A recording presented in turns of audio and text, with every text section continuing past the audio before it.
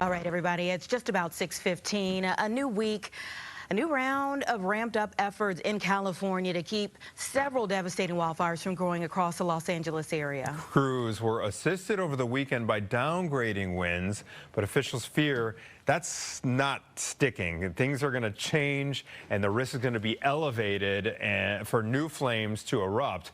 Fox News correspondent Connor Hansen is in L.A. County with the very latest. And Connor, I'm still processing what you said last hour about how a single ember can fly 2 miles and spark something new.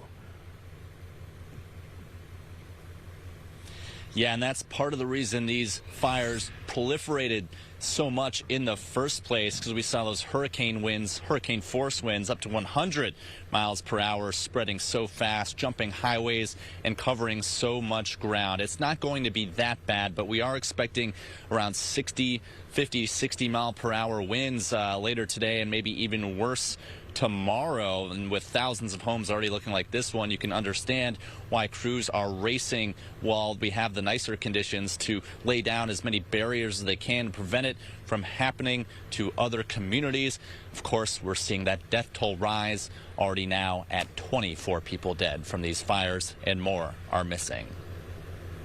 There's still heat. You're not going to see a lot of flame activity out there. The scope of several major wildfires burning in Southern California is changing as the battles press on. Crews are trying to bolster containment of the Palisades, Eaton, and Hearst fires, focusing on extinguishing remaining hotspots before dangerous Santa Ana winds are expected to strengthen throughout today.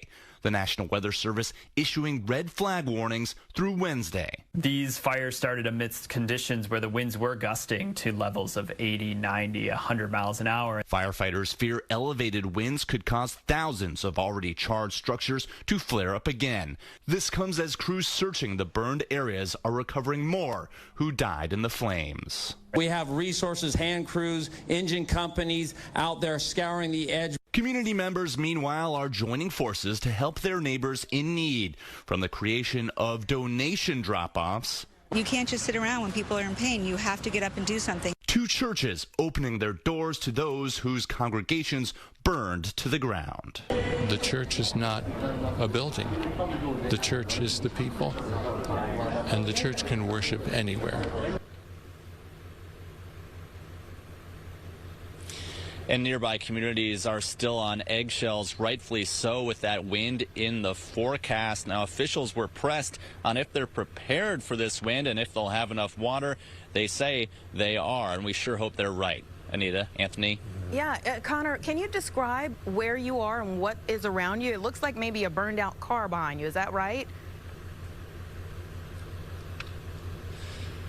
That's exactly right. We're standing in the Pacific Palisades neighborhood, one of the hardest hit by that largest fire, the Palisades fire. And it's still dark out here, but we have this area lit up. This is just one home of really an entire neighborhood of homes that were completely lost. You see these cars that were left behind, and a lot of the times just the chimney or leftover brick is all that's left from these homes. Now, police aren't really letting people come back here because there's such a fear about looting. So it really is kind of eerie here, like a ghost town. Unfortunately, there already have been some arrests for people trying to get in and steal things from the houses that are still standing. Yeah, that's so disheartening that people are taking advantage of the moment. Connor Hansen live on the ground for us in L.A. Thank you so much, sir. Appreciate it. Stay safe.